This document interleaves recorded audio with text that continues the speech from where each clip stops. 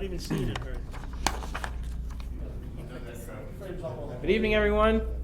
Today is Monday, January 24th, 6:30 p.m. It's time for the Board of Selectmen meeting. The first order of business, as always, we stand for the Pledge of Allegiance. I pledge allegiance to the flag of the United States of America and to the republic for which it stands, one nation, under God, indivisible, with liberty and justice for all. Thank you. Item 2 on the agenda, we have a consent agenda with 4 items. We are approving the minutes of January 10th. We are declaring reduction costs. There's an appointment, Council on Aging, appoint Charlie Marlborough, the term to expire June 30th, 2024, and appoint Carmela T. D'Ambra, the term to expire June 30th, 2025. And the Agricultural Advisory Commission, Linda Lorkevich, appoint her as an alternate. She's the alternate. We're appointing her as a full member with the term to expire June 30th, 2025. Board members. Chair, make a motion, we accept the consent agenda as announced by you. The only exception is Council of Aging. Council on Aging. Okay. Second. Motion by Mr. Sullivan, seconded by Mr. Sigenovich. Any discussion? Hearing none, roll call vote. Stephen Sullivan, aye. Harry Sigenovich, aye. Dave Johnson, aye. John Marcy, aye. Unanimous. And, Mr. Joseph is not with us tonight as well. Item 3, Town Administrator's Report. Jonathan. Thank you, Mr. Chairman. Board members, good evening. It's very likely, and it appears that our town accountant intends to retire in August of this year. Oh, Mr. Root, I'm sorry. We have to also announce that Vice Chairman Johnson is on the line. I forgot to do that. He needs to identify himself. Oh. Go ahead, Jay. Identify yourself, please. Sorry. Hello, this is Jay Johnson. All right, continue. Sorry about that. Thank you. It's very likely that our town accountant is going to retire in August of this year. And because of the nature of that very important job, I'm planning on hiring an assistant town accountant who, as part of the process, will train to become the full-time town accountant after a 90 to 100-day transition period, in training period with Debbie. The first step will be to advertise for the vacancy in early March of this year. I'm looking for a March 4th posting date. I'd post it first internally for a week and then externally until a suitable candidate is selected. The successful candidate will be hired into the existing position of Assistant Town Accountant, which is classified as a grade 3, with a 6-month probationary period in the position of Assistant.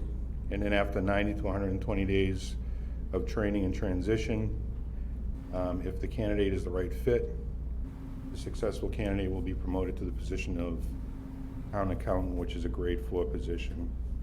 And that's concurrent with would be concurrent with Debbie's retirement.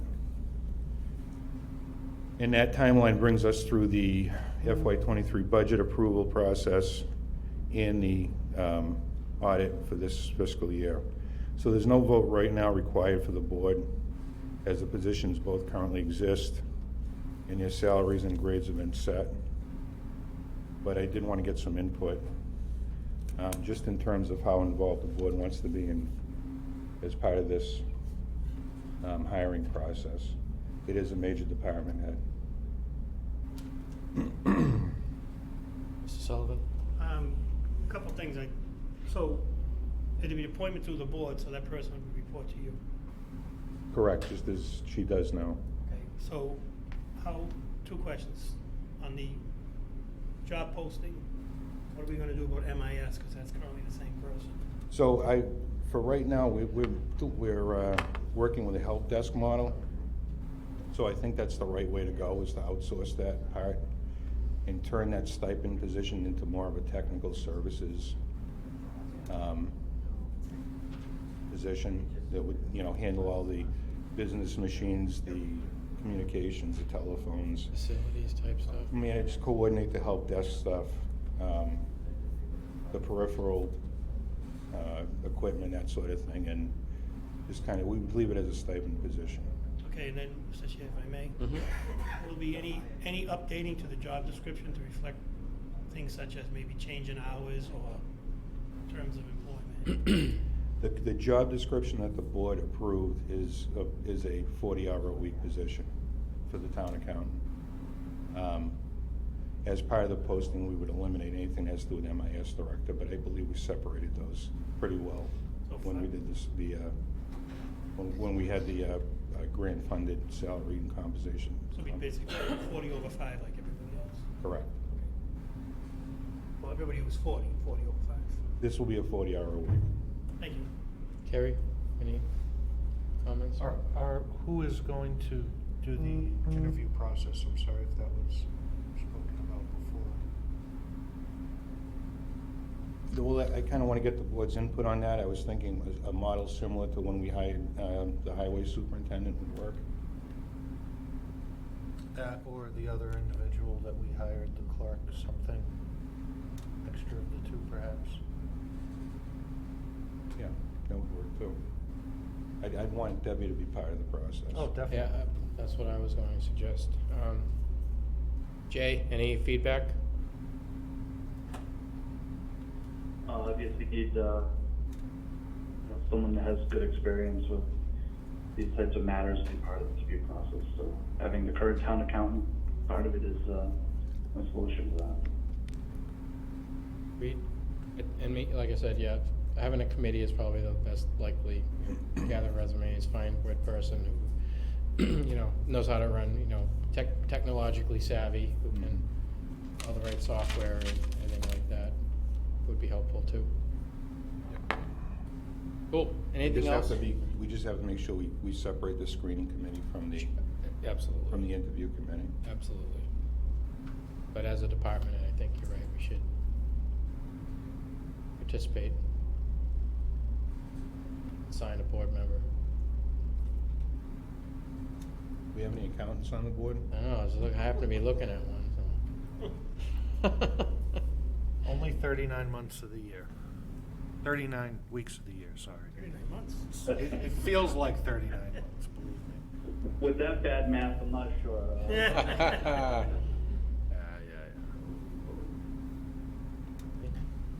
So we'll just, if it's okay with the board, I'll just work with individual members and we'll develop a process and maybe bring it up one more time on the next agenda and just settle it, if that works.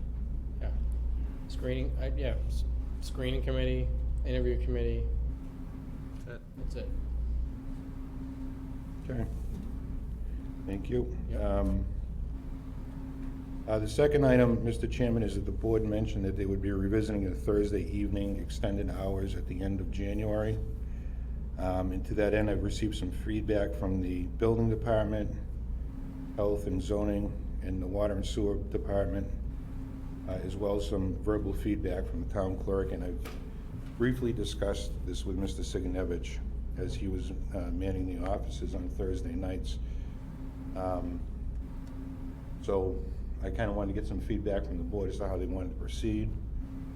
My recommendation remains that the decision to open and staff individual offices in the evening, specifically on Thursday nights, where the office is full-time and elected, or in the case of the water sewer department, I think the decision should be delegated to those department heads and officials. In terms of the offices with staff that answer directly to me, we've been successful in filling up their work weeks with the extra hours required for evening meetings such as planning, conservation, zoning, board of health. Our inspectors are more than happy to accommodate evening meetings and evening office hours to accommodate the public as necessary. So I just want to get the board's feedback in terms of how you want to proceed. Carrie? Mr. Chairman, I was here Thursday for the last bit of 2021, and not one person came into the selectman's office that wasn't here already. Mr. Zakowski came once, Mr. Mayard came once. That was it. Phone didn't ring, no one came in. Steven?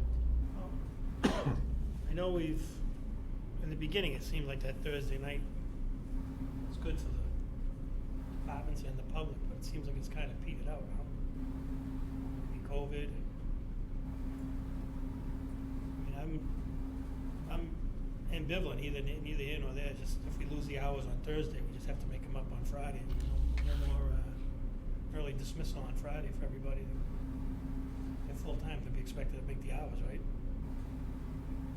Yeah, so as part of that process, Mr. Chairman, it would be those departments that are not going to be here on Thursday night will have to provide a plan as how they intend to fill up the hours that they're allotted during the week. Okay, In some cases, like I mentioned, it would be covering meetings at night like Michelle does, like they do for conservation, zoning, planning, et cetera. And that would take care of it. In other cases, it would be working more hours and, towards the end of the day on Friday. So, Mr. Chair, so, especially departments that report to the board, what if somebody were to call that needed an appointment? If we change the hours and these departments are no longer required to be here on Thursday, what if somebody, for example, can only come on a Thursday? Will departments that don't report to us understand that somehow they have to make somebody available for a resident? They can't just say, no, we're not open anymore. For the departments that answer to us, like building, there would be no problem making an appointment. We do it now. Is that the standard procedure for all It departments? has been. Nelson's usually here Monday night. He's been here on Thursday night. I know for us, but I mean for departments that don't report to us, are they available for people outside of normal business hours? I know that the treasurer collector is open Thursday night still. The town clerk has indicated that she's going to remain with Thursday evening hours because she has to, basically. Her department is one that needs to accommodate people who work during the day, so that she's going to remain with that same model. That'd be my only thing, Mr. Chair. Planning board meets Hours. regularly. Yeah, The it hours. just, people have to understand extraordinary circumstances. If somebody needs to come in, they can please make their staff available, or a commissioner themselves, or like even us. Kerry was here for a month. If somebody needs something on a Thursday, we're gonna have to figure out how we get here to cover it. let's call and make an appointment, I guess, right? That's what I'm saying. And I assume that's been part of the plans they've submitted on how they would support it on offices Well, I wouldn't move forward with anything until we got suitable plans for every department, but fair. Jay, thoughts? Well, I'm glad that there's, direct observation of what's really, going on Thursday nights. So, thank you to, Kerry and Scott and everyone that's here. And, if there's a reduction required based on, not wanting to staff when it's not needed, then that makes sense. But to the chairman's point, there has to be flexibility to handle it. So. And I'd say we said we were gonna gather data on this. And that sounds like we have our data. I like your idea of delegating it to department heads and how they'd like to run their business, assuming they have a suitable plan and are available when people need them to be flexible. But I think the elected positions would, they can choose to run, be here. Because I think those are the offices that people will need more access to. Scott? Then Rich. Yes, on water sewer, we talked about it at length at one of our last meetings.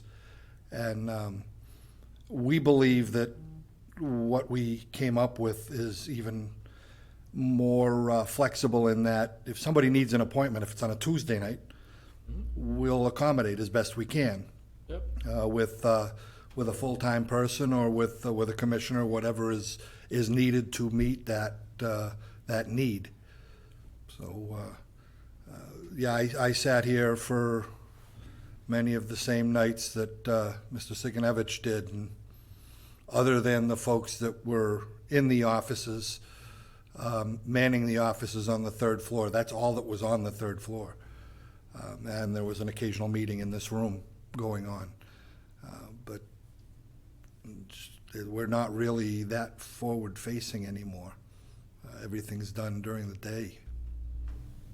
But we will certainly meet any needs. Online, right? We'll certainly meet any needs for any taxpayer, ratepayer that needs to meet with us off hours. Thanks, Scott. Rich? Thank you.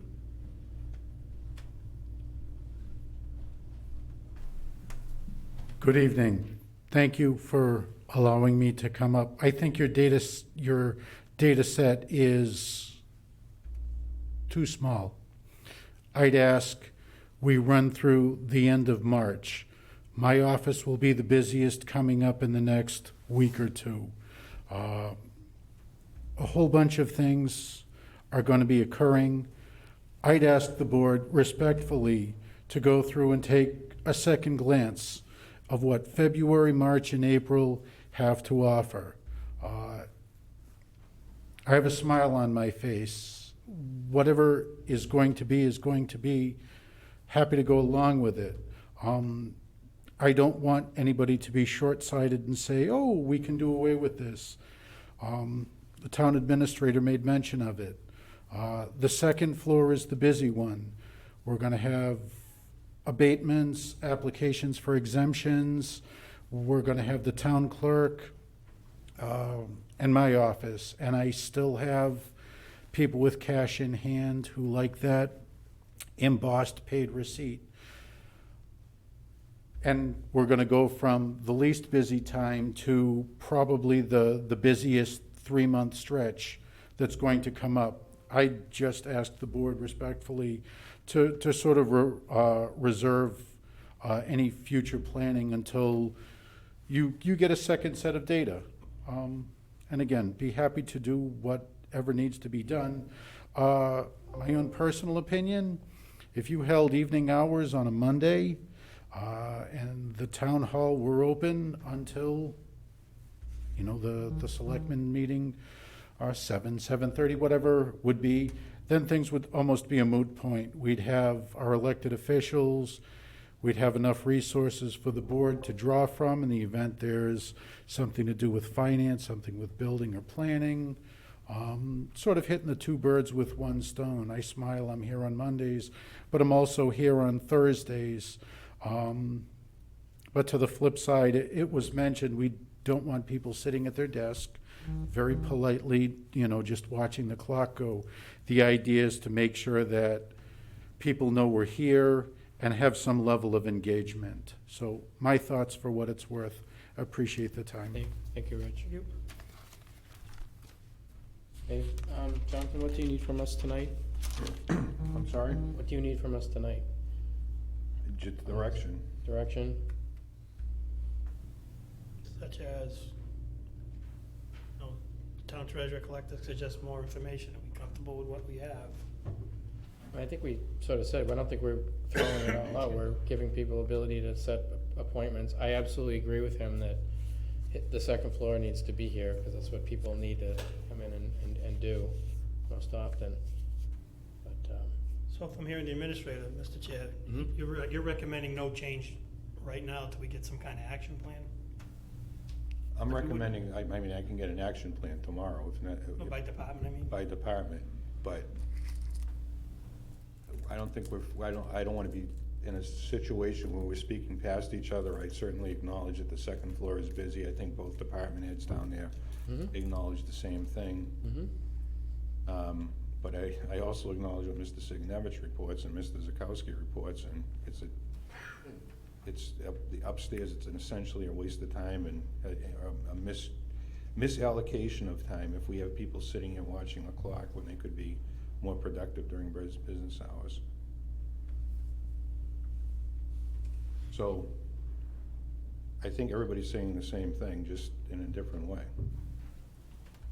yeah, I don't think we're not closing on Thursday nights. That's No. not what we're doing. And We're basically asking if someone needs something on Thursday night that they make Or an any night, appointment. or a night. Or any night, make an appointment. Michelle could work another 10 hours a week. Okay. Well, I think at a minimum, we should defer till we get further information per department. That way we The can plans, sit get the down. plans, and then make a decision. Yeah, that's a good plan. Let's get their plans and how We'll they. put it on the next one. And then we'll just, we'll go If we from could there. announce it here, Mhm. more people probably would get it here than they would off the website, for example. Sure. I think that's fair. And again, as you just indicated, you talked to the clerk, for example, departments aren't limited from being here on Thursday, they just will not be required to be, essentially. Unless the department head requires them. Correct, that's what I'm saying, but generally speaking, like Mrs. Zakowski made it clear, they would rather use the hours somewhere else, which is fine, with the ability to go outside those hours if necessary. Right. And as much as scheduling, not work, not so much work. I'm talking about requiring work. All right, I think that's solid. Let's get a plan together, let each department defend the merits. Mm-hmm. Okay. And they can probably give some kind of number, for example, and say, oh, in the last 6 months, we only had 8 people. They would know. If it's that infrequent, they should know how many people have been in here. Okay. It's like speeders. For every car speeding, you know, it's everybody. That's what the little blinking things are for. Anything else, Jonathan? Two more things.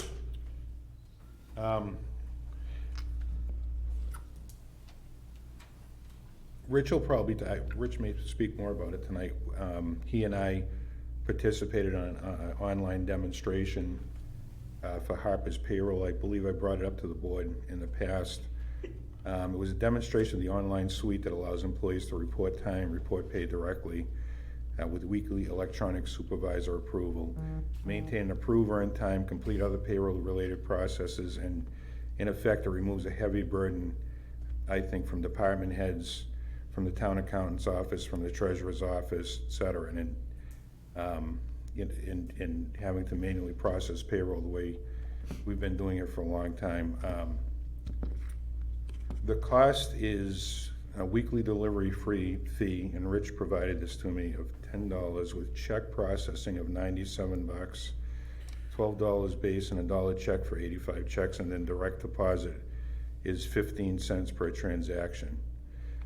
For example, this past week was 119 deposits on 85 checks. The cost to do that would be $17.85, and it would eliminate a lot of man hours and aggravation. Mr. Chairman? Mr. Hold on. Chairman?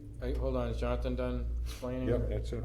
Okay, hold on. Jay first, then Gary. Go ahead, Jay. Just be nice, what is the comparison to actual tallied costs for doing all that work internally? Fully loaded cost, you mean? Well, that's Rich. All right. Overhead too. Sure. So let's take a step back. Right now, we have a weekly payroll. Everyone is direct deposit only, and you receive paper advice. We're looking to go to the same weekly payroll. The paper disappears, but there's an online charge. So you can go to your phone, your home PC, and see what your W-2 was from the previous year. Check your withholdings. What we're not going to have are multiple direct deposits. It's going to be a single direct deposit. So everybody's bank right now has the ability to go through and send money from savings to checking, or to send it to the credit union to go through and pay the car loan or what have you. So the idea that the town would fund multiple direct deposits is something we'd look to eliminate. However, you'd also be able to go on and say, here are my deductions. I have the ability to go through and review what happened each week, and then forward something for permission for a change for the following week. John Marcy gets married, goes from single 0 up to married 10. You know, yours, mine, and ours. So we're moving things into modernity. So as far as the costing goes, the delivery charge, the pieces of paper, that's all a charge.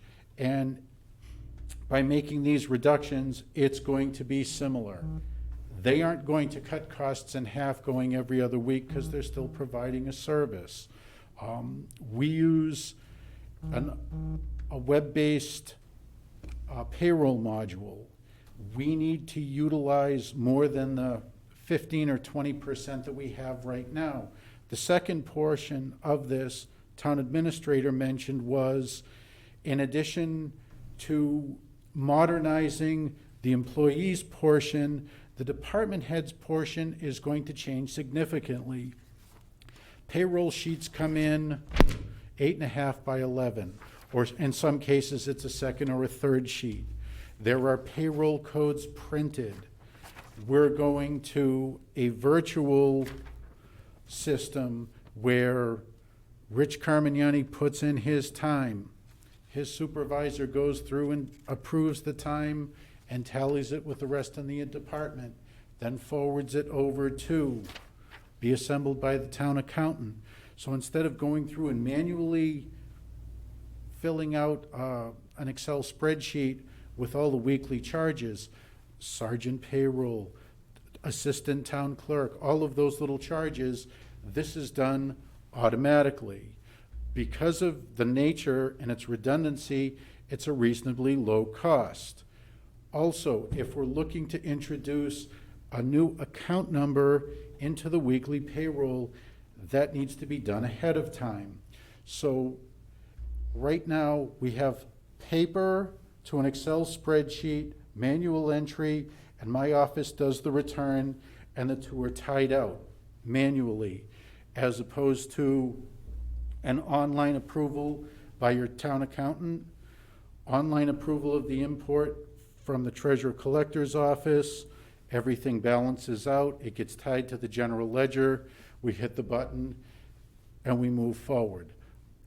A great deal of what's done is done manually, whether it's added up on an Excel spreadsheet or done with a basic adding machine. Along those lines, the polling of the hours. So when does your water sewer clerk work? When does the principal assessor work? We're going down to the individual that Michelle Jervis is here at 7 o'clock, and she will go through and punch in and punch out. Nelson Burlingame, you can list them off. The whole idea is everyone who should be paid for the week will have a timesheet. And if they're on vacation, their supervisor will smile and say, good, hope you wear sunscreen. If you have a sick day, that person will be putting it in. So the idea of your paid time off will also be tied into the online payroll system. So we're not going to have something where someone had an issue with a sick day going back 30 days. We're eliminating all of those seams in the process for a similar price. Did I just hear you say we're gonna do paper 8 by 11s and? No. Online? It's going to eliminate it. Okay, because that last thing you just said, like, I'm that sorry. doesn't make any sense. Okay, so So did I get this right? So everybody's gonna put their time in, like every other company in the world. It'll route to their supervisor. Correct. They'll hit approve, and then it goes somewhere to your office to Right. kick out do their checks. Your town accountant will make sure that we're not overcharging one account. A lot of this is pre-populated. You know your town clerk has a weekly dollar amount. So we're eliminating any of those changes. We could probably load all that stuff in there as business rules, right? So, I mean, I'm trying to eliminate touches. I know we spend a ton of man hours on this now.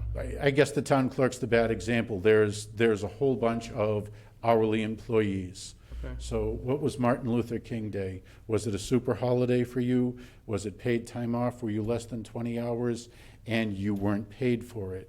So it's memorializing those rules. And we went through this process with Harper's Payroll. Yeah. That does quite a few of them.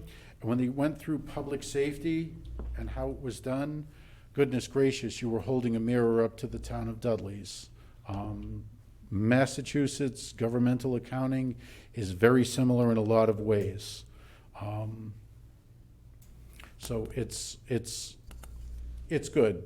It's almost shameful we haven't taken the step forward, but there needs to be an appetite for that change. Oh, there's an appetite. Well, does anybody have any questions for Rich on this? I mean, I think this sounds like we're going in the right direction, but Right.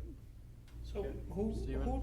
thank you, who takes care of it now? Like, who is responsible for accrued leave? Like, how do we handle that now? Like, when I used to work, it'd be on my check. Like, I Right. would have X number, but it was incumbent upon, if I put in for time off, it was incumbent on me to make sure, hey, I got paid, and make sure they kept the tally right. So who, like, if an employee gets do they get a pay stub anymore, or is it all? They get a pay stub, and it's got the hours on there. So who posts those hours? The lion's share of the hours should the accrual starts, sick time for Michelle Jervis, hourly employee, every month is set at, and whenever she takes the time, there is the deduction. So it's the 10 hours per month or whatever it comes up to be, and she takes 5 hours on Friday because she just doesn't feel good. Okay, and it's the idea that we have that all tied in, as opposed to she sends a text to her supervisor who needs to put it into a payroll. Things need to be, for better efficiency, it needs to be from employee going up. Half of the departments in here probably could tell you within the quarter hour. The other half are not as tight. oh, we should leverage the technology as much as possible. You can preload Absolutely. the accrual rates, their length, all that stuff should be in there. We should have minimal touches. Right, so if somebody wants, so we'll use the example Rich just did, I'm sorry. Carryover and all. If Michelle is out, she notifies Jonathan as supervisor. Is there a form that we fill out that checks off Michelle wants to use? She may be sick, but she may want to use personal time. She has a bigger bank of personal that she has to use. Right. So Jonathan approves it. Is there a form she checks out, or she just tells Jonathan what she would like to use for time? Jonathan goes to you via email, or is there a check and balance? You can do it right in the system. That's what I'm saying, like, he goes on and goes click, and Rich's Yeah, off. there's usually a drop down that can say, this is the type of day I want to use. It's a company holiday, it's a personal day. If people, some companies give you a buck at a time, Well, not- personal time off. Right.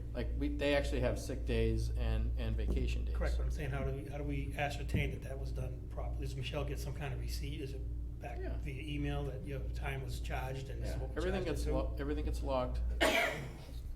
Everything gets logged. So the bottom line question then, as I asked earlier, who's the ultimate person responsible for time? So if Let's go. somebody from Rich's office wanted a vacation day, it would go to him. He'd approve the day like he normally does.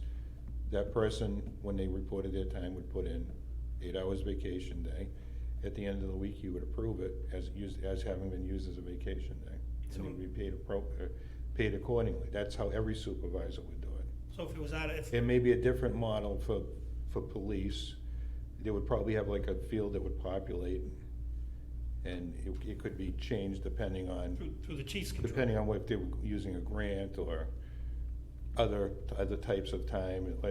As Rich brought up, the same with the fire department would have different options. There are models that most towns use, many towns use, that for fire departments, police departments, town hall staff, and so forth, that exempt employees, non-exempt employees, hourly, salary, that just populates. So who arbitrates a dispute then? If the employee comes back and at some point says, gee, I thought I had Well, the beauty is, 200. once the time is entered properly, Harper's owns it. Yeah, we don't have to touch it. If the time isn't correct, then essentially Harper's picks up that. So bottom line, it's incumbent on the employee to make sure that their pay stub has the proper amount on it. Mr. Chairman? Well, Mr. wait, Johnson. I don't want to dance around this. I want a yes or no. It's incumbent upon. It's always incumbent upon Always. an employee to make sure they have the Always. correct amount of time. Always. Always. Jay? It's garbage in, garbage out, right? So, if you have people have the software on their computers, because most people have a computer in front of them at town hall, they can enter the time right there. Or if you want to spend the money on infrastructure, put a time clock in. It's an electronic time clock, and they punch in and punch out. It all can be audited by whoever's in charge of the overall payroll, whether it's Rich's office or our human resources, right? No, this is all, so it's not even set in stone. If someone screws it up, you can fix it. Companies do this every day. Every day. Yeah, I think it's great. I think we're great. We're investing in this. I think it'll be smoother, quicker. We can work on more value-added stuff than dealing with paper and, all that stuff. So, one thing you did say though about direct deposits, why only one? There's additional charges. So if right now, Mr. Ruda would like to have money go in 10 different accounts, Yeah. multiply that times 52, and there is a per occurrence charge. So the whole idea is pennies make dollars. The idea of making this work is, here's your direct deposit. Thank you, Michelle. Thursday morning, whatever, 5 o'clock, whenever the bank opens or makes the funds available, your funds go in.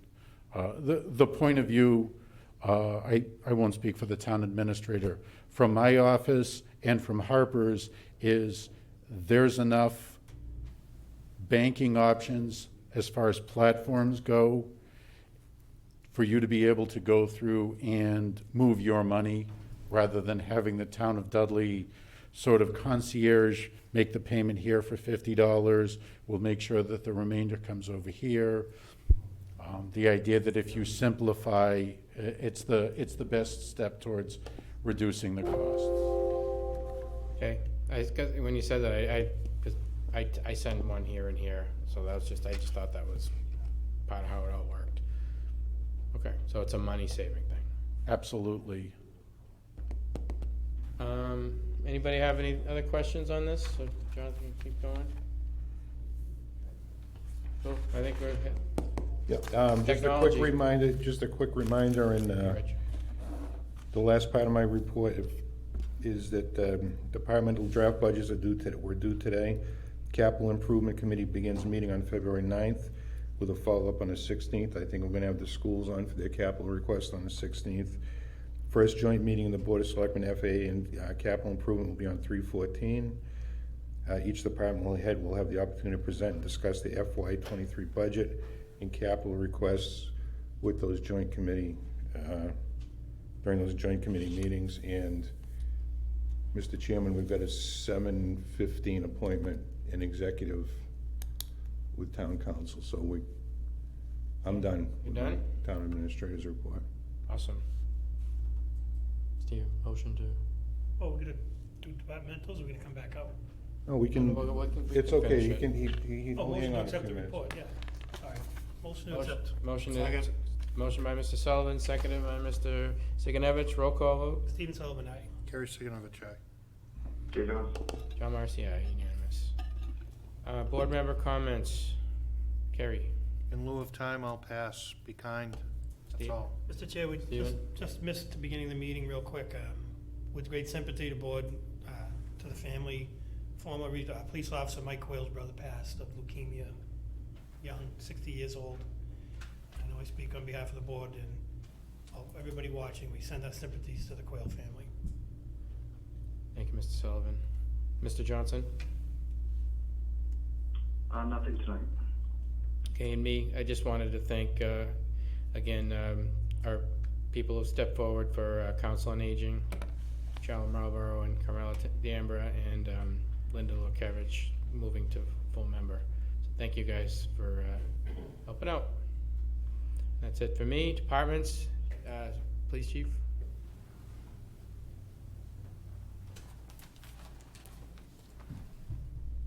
It's got a stack.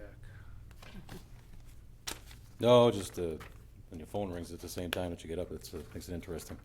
Not a lot, but just a couple of things that are going. I'll update the board on some different investigations and things we have in the coming week. Just for people to be cautious on the roads, because we're at that time of the year now where between storms and mornings and things like that. We've had a few different crashes with ice and everything else. But I want to just publicly extend kudos and thanks to Jeff and his crew. They've really been out there on top of things. With the storm the other night, they were out really ahead of it, and I don't think we had one crash. So it was a really good job by them. So that's all going. We just have people take their time and watch where they're going. Tufts Hill's been particularly an issue and a problem. So hopefully people pay attention to that. Thank you very much. Chief. Fire Chief. I do have a couple things. Go ahead. but No, save come on. it till next time. That's all right, he's gonna dial it in. All right. So, through you, Mr. Chair, last week I had given you my second quarter report and showed you the increase in the runs over that 3-month period. Well, I've since done the annual, and I just wanted to go over those real quick. It will be in the town report in May, but fire calls in 2021 was 644. In 2020, they were 510. That's a 134 call increase for a 26.3% increase. EMS in 2021 was 1440. 2020 was 1307. That was a 133 call increase for a 10.1% increase in EMS. Inspections were 529 in 21 compared to 429 in 2020 for a 100 inspection increase, or 23.3%. The total for 2021 was 2,613 compared to 2020, which was 2,246, for a total of 367 call increase, or 16.3%. And we received a grant last week for $10,213 through DFS, which was a competitive grant. It wasn't just one of those ones that they hand out. And we purchased a multi-force airbag system, which just adds to our extrication and confined space rescue. Nice. Awesome job. Thanks, Chief. Definitely getting busier. Jeff, Highway Department? Yeah, just real quick, an update on the Brandon Road Bridge, where the engineer's been working on that. Recently received a preliminary design. They've done some structural inspections and come up with some basic design. We're still pursuing the financing or a funding source for the work to replace the bridge, and we're also investigating a larger project for the ultimate resolve. This would just be the temporary bridge for the dry mill race. So we'll have more to report. There's meetings scheduled with the funding agent, or the person from DOT that's involved with assisting us to get this on the tip for funding. And then just as the chief mentioned, people be aware of the perils of winter. We have crews out there with snow and ice control, trying to stay ahead of things as they come across. We're supposed to have a little bit more dusting of snow tonight, so and I guess that's about it. And they're moving forwards. We also have forward progress on the design on the Mason Road project for the sidewalks there, and then more to come with that as far as public meetings to inform the residents as to what to expect when they get further along with the design. They should be at a 90% design within the next month or two, and we'll be able to give people more information on that. But that's about it. Fantastic. Thanks, Jeff. Great job. George? Nothing special. Our blending continues to be fine. Numbers are great. The temporary treatment facility down there is still underway. There is a couple snags because of parts, so there's been some delays with that. We've also had a couple big service breaks. I just want to thank everybody on Water, Sewer, Highway who helped with those breaks up by JBF in the middle of a snow event, and everybody had plowed previously, so a lot of tired souls. So just want to Thank you for that. Thank you, George. Thanks, George. Rich, anything else? Okay, come on up.